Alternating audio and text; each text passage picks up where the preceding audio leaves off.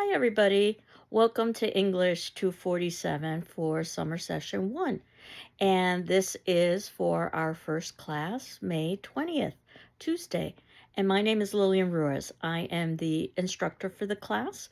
And what I wanted to do today was basically just give you an overview of what the class is about and what we will be doing over the course of the semester.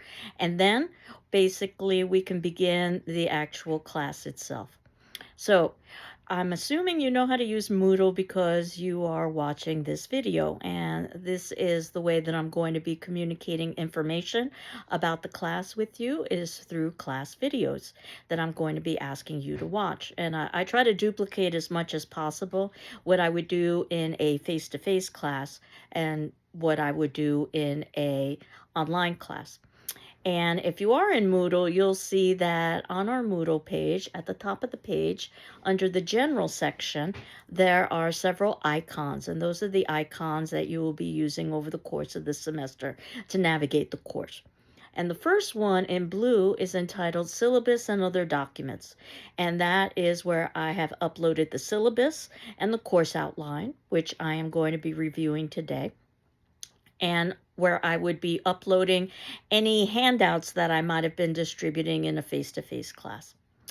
And below that, you will see past class sessions. So what I will have readily available for you is the current week on our Moodle page, which I retire at the ending of the week, and I put it into the past class sessions folder. So you can access that at any point throughout the semester. But what you will see on our opening page in Moodle is the week that we are working on. You will also see below that in orange a discussion form. So this is the way that I'm going to try to duplicate what we would normally do during class discussion. So at the ending of each of my videos, what I will be doing is posing a question for you to answer that I will count as your attendance. And you'll see that the kinds of questions that I like to ask aren't necessarily factually based.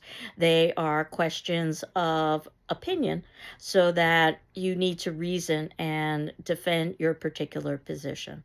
And you will not be required to respond to your classmates, but you will be required to read their responses. You can almost think of it as the class discussion that would occur in a face-to-face class, where certainly if someone said something and you wanted to respond to it, you would raise your hand, but you wouldn't be necessarily required or expected to respond to other people's responses.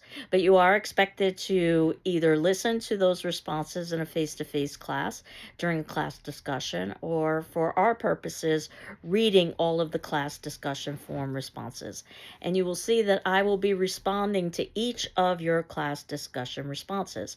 So if you were to read all of your classmates' responses and my responses in turn, what you should get is a duplication in some ways of what we would be having during a class discussion. And then I have two optional icons for you. One is an optional chat. So if you ever wanted to chat with your classmates and or with me, you would do so through that particular icon. There also is optional Zoom. If you ever wanted to interact with me via Zoom, you can find my Zoom information there. So what you would see in the bottom of that is what I have posted for our first week. As I had indicated, I keep the first week easily available on the opening page of Moodle. And what I will do is underneath the class videos is post the class notes, which are basically the things that I would have written on a whiteboard if we were having a face-to-face situation. So you can see that today's topic is introduction, because I plan on just basically reviewing the syllabus and the course outline. And our class discussion forum question, which is also listed at the bottom of our notes, is going to be about introductions. I'm going to ask you to introduce yourself to the class, and you're free to include pictures, video, audio.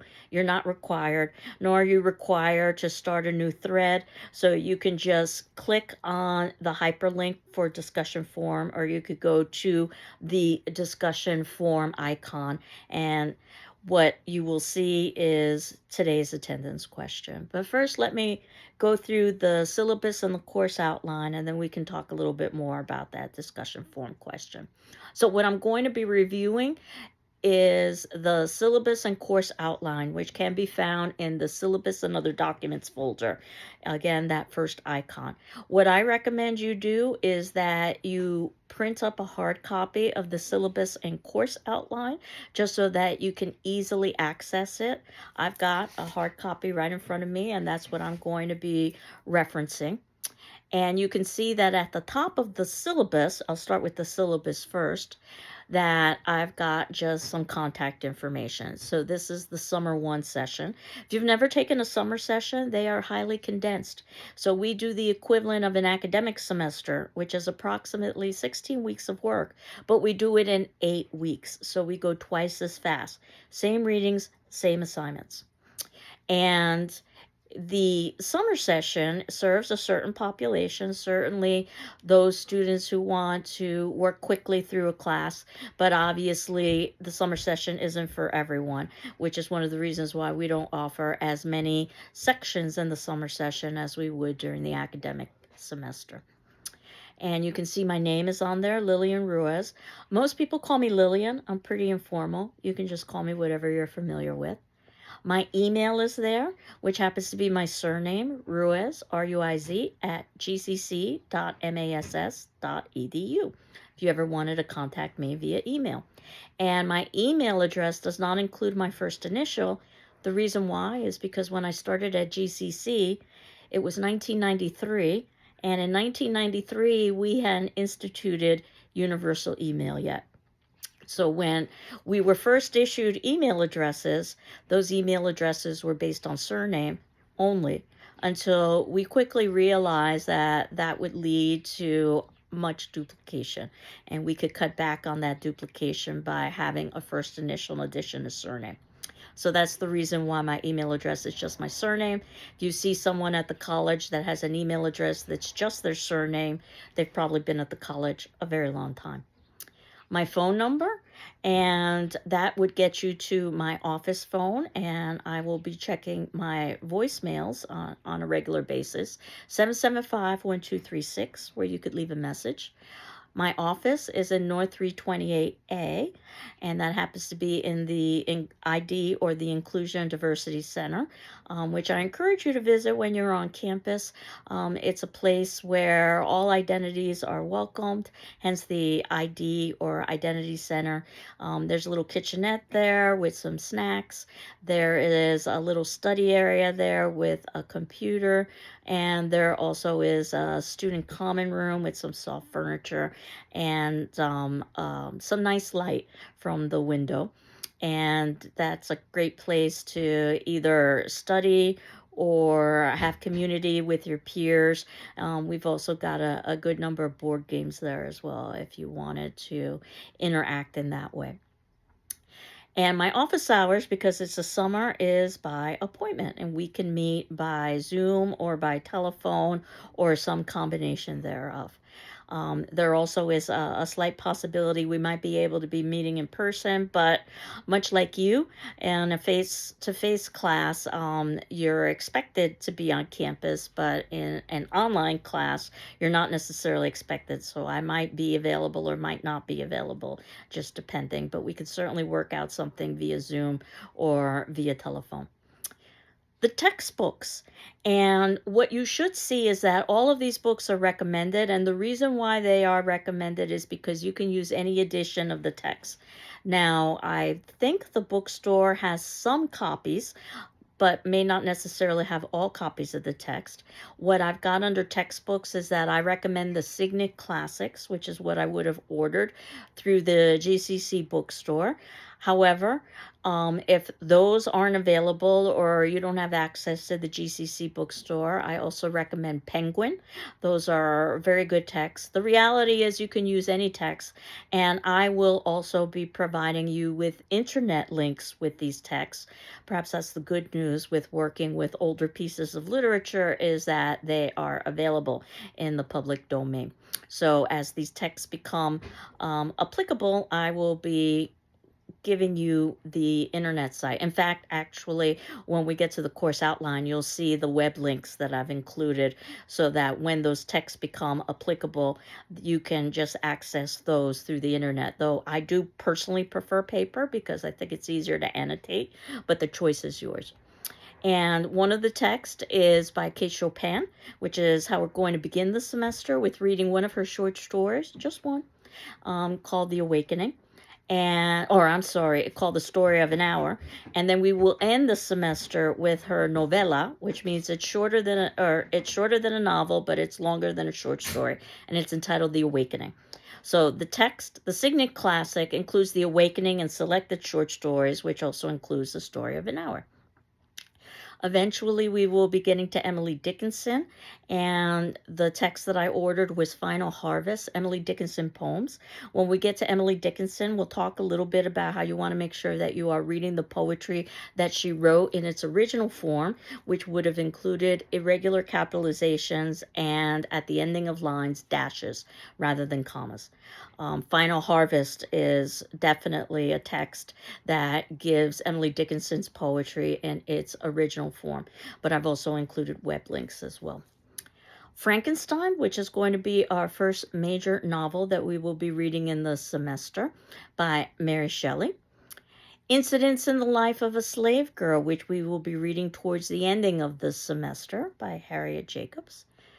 Jane Eyre, and that is by Charlotte Bronte. We'll be doing that midway through the semester. And A Persuasion by Jane Austen. That's the second major text we'll be reading in the semester.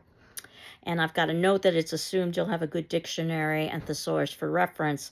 I know those are already loaded into computers, but having access to something and actually using it, because yes, you will be writing papers, and yes, you will want to be able to access resources such as dictionaries and being able to use a thesaurus. The thesaurus offers synonyms, words with similar meanings. It's very useful with your writing. Sometimes it offers antonyms, and the dictionary does more than offer just definitions and spellings. It'll offer etymology, the history or the origin of a word, as well as pronunciation. So I wanted to quickly review the course description for you from our course catalog, that this class is a study of work by women writers through the 19th century. So we are reading female authors from the 1800s. And we will discuss literature in various genres, mostly novel, but also some poetry and short story, within the historical and social context of the times, in relation to early literary movements, and from the perspective of a unique female literary tradition. There is a prerequisite for this class, what we at GCC call English Comp 2, which would be either English 112, 114, or 116. Basically, an introduction to literature course. And hopefully that would have given you the foundation so that you can specialize now in a particular time period or a particular genre or a particular author. And in this case for us, it's female authors from the 1800s. So student learning outcomes. So by the ending of this class, our outcomes are to read, critically examine, and also appreciate the literary voices of British and American women in the 19th century. Certainly there were other authors, but our focus is going to be on Western authors. To identify major themes and issues in 19th century women's literature. So even though we're reading just a small selection, you will be able to find themes and issues that seem to run through all of those selections, if not most of those selections. To see the relationship between 19th century women's literature and our present day world, in other words, timeless and universal themes, and to improve oral and written communication skills. I have that on all of my syllabi. In addition to teaching English classes, I mostly teach English classes, but I also teach communication classes, and that includes classes such as public speaking, where obviously oral communication skills are important, but I would argue that oral and written communication skills are important regardless of the course that you are taking. So English 247 offers a general introduction to the content and techniques of 19th century women's literature. We'll read representative literary works. Obviously, we can't read everything that was written in the 1800s. And the course emphasizes critical thinking, critical reading, and critical writing. A lot of critical there, not as in being or offering criticism being negative, but in terms of critical thinking, asking questions, analyzing, interpreting. Perhaps the most important question of all is the question of why. I've often said that's the difference between high school and college. In high school, you learn what, in college, you try to determine why. And ironically, toddlers are very good at asking why. So if you've ever spent any time with the toddler, they're filled with curiosity. Why, why, why? So perhaps it's not so much our learning to do something, but going back to something that we did quite naturally when we were very young. As a class, we will strive to appreciate the aesthetic and literary merits of 19th century women's literature. So, procedures, the way that I'm going about doing this is that I will be posting a video, much like this one, discussing class material each time that our class would have normally met in a face to face period. And that would be on Tuesday and Thursday at 9 a.m. So, you can expect that by Tuesday and Thursday, each Tuesday and Thursday, by 9 a.m., there will be a class video. Honestly, I'm going to try to post it the night beforehand, but certainly by each Tuesday and Thursday at 9 a.m., you can find a class video. You have 48 hours to watch that particular video and answer its corresponding attendance question in our class discussion forum. Now, if you need an extension, just ask me for an extension. I'll be happy to grant you more time. Your answer on the class discussion forum is counted as your attendance for that class. And as I had indicated earlier, any additional interaction you have with your classmates in the discussion forum is considered participation, similar to your participation in a live class. Some students I know learn best by participating, others learn best by listening. So you can decide how much or how little to participate. You should, however, read all of the discussion forum responses from your classmates, as well as my responses in turn for optimal learning. And then your written assignments that you'll be doing over the semester, 2 papers and a final exam, which I'll talk more about in a few minutes.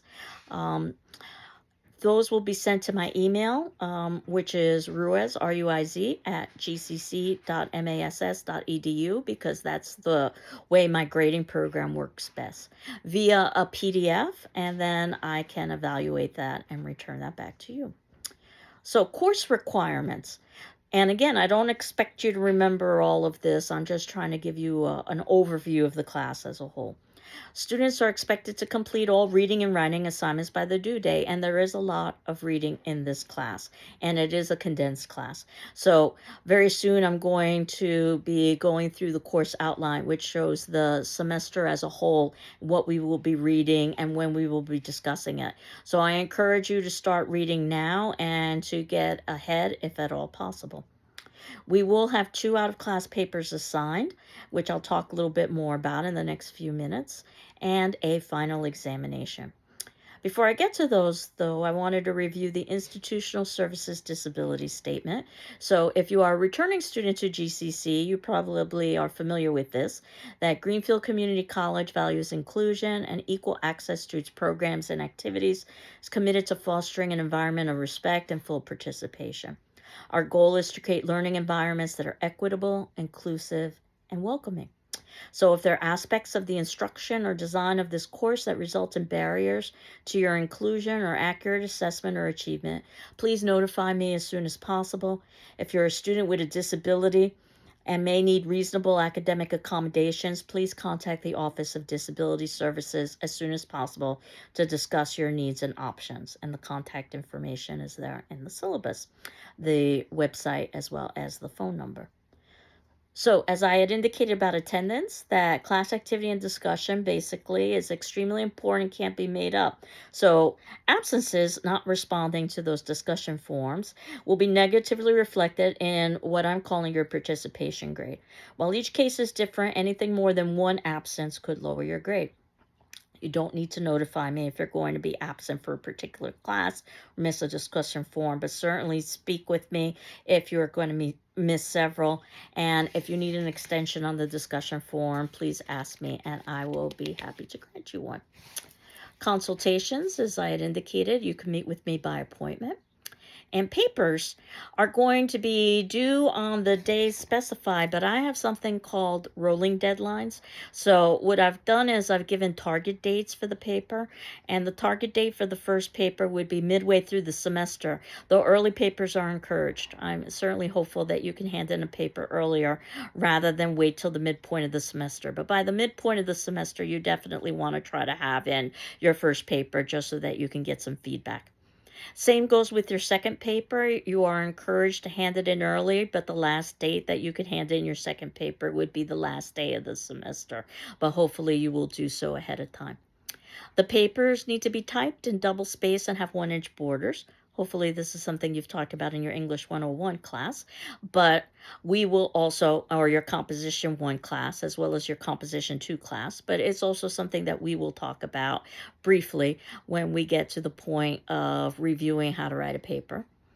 And your pages should be numbered, and the paper should include a cover page, which is just a separate sheet of paper that includes, or in your instance, a separate screen that includes the paper title, your name, the course and section number, my name, and the due date. And it's always good to keep a copy of any paper or any important assignment that you submit for yourself. And I will distribute paper assignments during the term. Again, this is very early on in the semester. I don't want to overwhelm you, but soon we'll be talking about the possibilities that you could pursue with a paper. And that first paper is going to be very similar to the second paper. It's just the first paper will be devoted to writing about a text from the first half of the semester. The second paper will be devoted to writing about a text from the second half of the semester. And both papers will be approximately 4 to 5 pages long, but as long as they need to be for you to support your particular thesis. They will be critical papers. In other words, you don't need to be referencing outside resources. And again, we'll talk a little bit more about this. And all students will have the opportunity to rewrite the first paper. I see the first paper as a kind of learning exercise. So you can think of it as a kind of draft that when you submit it in, I'll evaluate it and I will return it to you with a letter grade. And then certainly if you're content with your letter grade, you're done with the assignment. But if you wanted to redo it for a higher grade, you could incorporate my comments into a revision and submit in your revision along with the original with my commentary on it so I can compare and contrast the two. And you would get the higher of the two grades. And it's really the way professional authors write. They go through multiple drafts and edits. So now the second paper, if you submitted it at the end of the semester, obviously there wouldn't be time to revise it. But the idea is that you would have learned the concept of writing a paper about literature in the first paper, so you would need a revision for the second paper.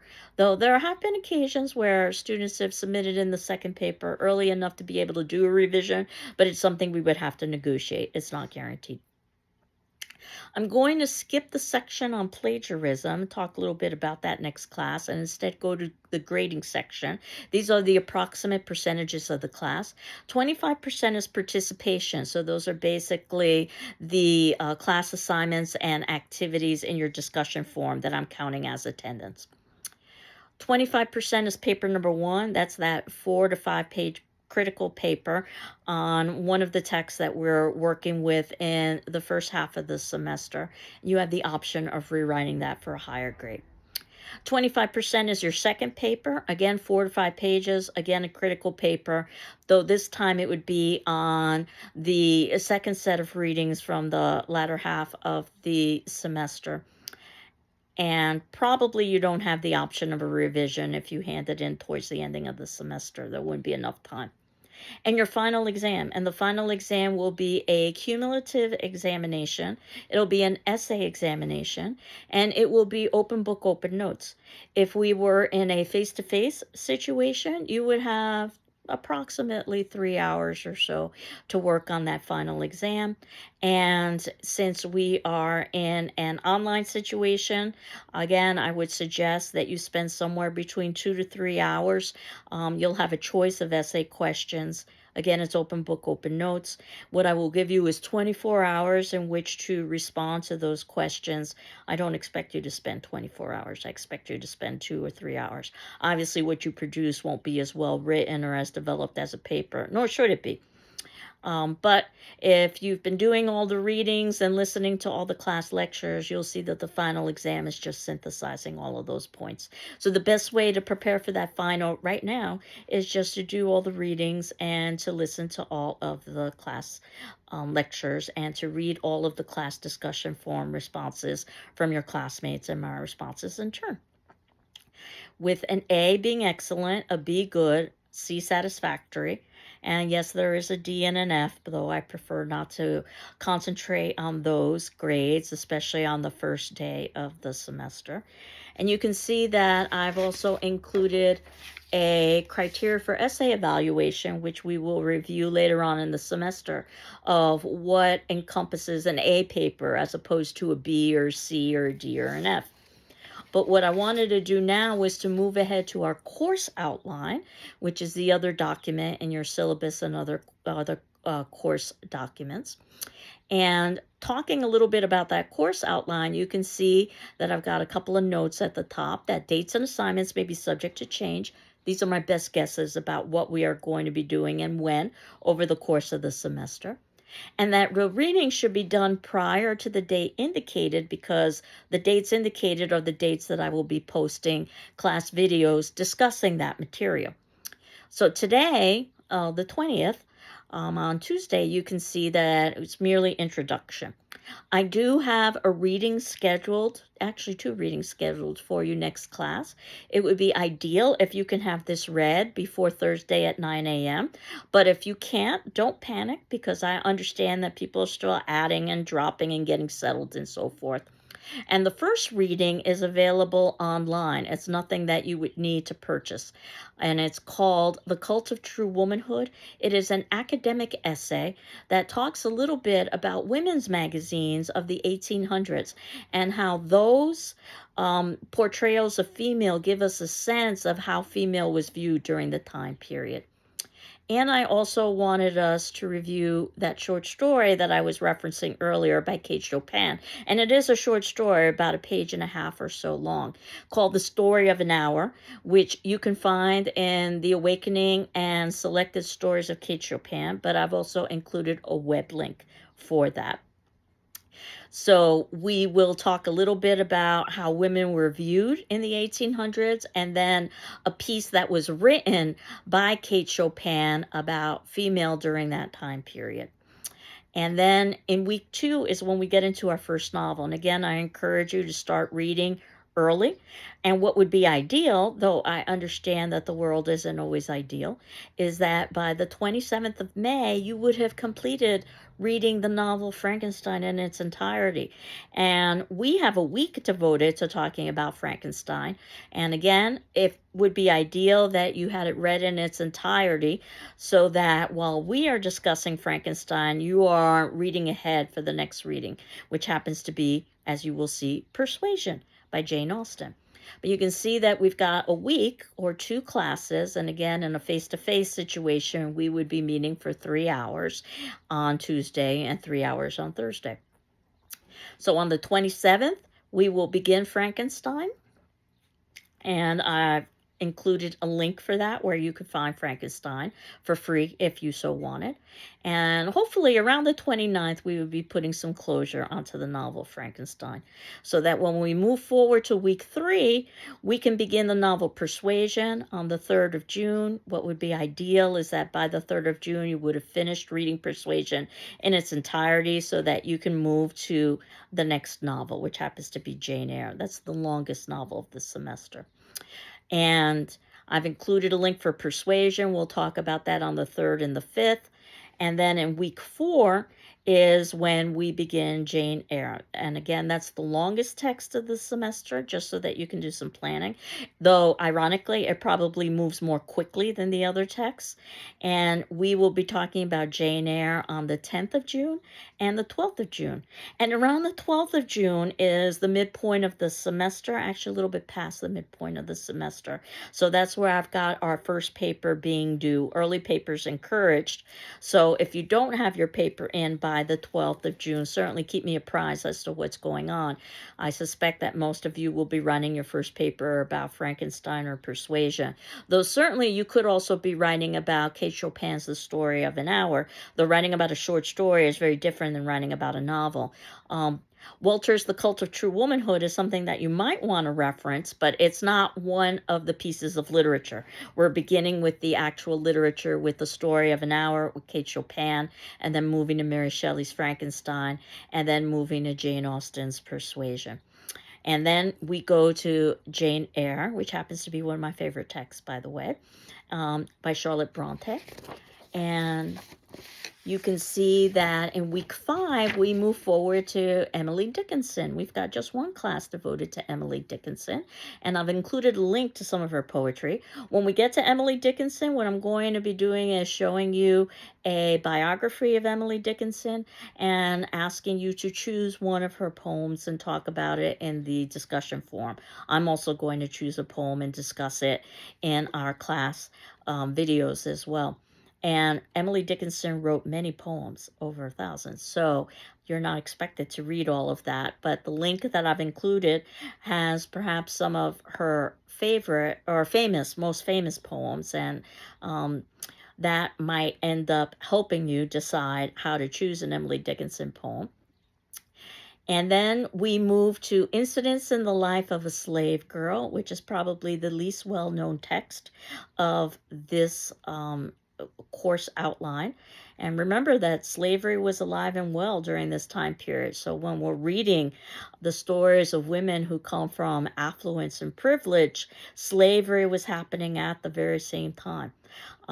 So Incidents in the Life of a Slave Girl is just about that. It's a female slave narrative. And I've included a link for that. We've got 2 classes devoted to that, the 19th and the 24th.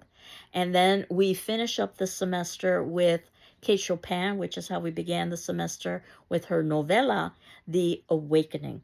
And again, a novella is shorter than a novel, but it's longer than a short story. It's perhaps 100 pages or so long. And we have embedded in there on the 3rd of July a catch-up class. So if we need it, we've got it. If not, I'm well aware the 3rd of July is right at the beginning of the 4th of July holiday. So if we don't need that class, we can just use that class to prepare for the ending of the semester, which is on the 8th of July, which is the last day that you could hand in paper number 2. Again, early papers encouraged. And it's also when I will be posting that final examination, and you will have 24 hours in which to submit that final. So I'll post it on the 8th at 9 a.m. and it would be due on the 9th by 9 a.m. And that is the semester as a whole. Again, I don't mean to overwhelm you. I don't expect you to remember all of this. I just wanted to give you a holistic sense of what it is we're going to be doing over the course of the semester. And certainly, if you have any questions, please reach out to me about the class. Whether it is about the syllabus or the course outline or anything else over the course of the semester.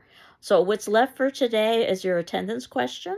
As I said, I wanted you to introduce yourself to the class, and feel free to upload pictures or video, audio, but not required.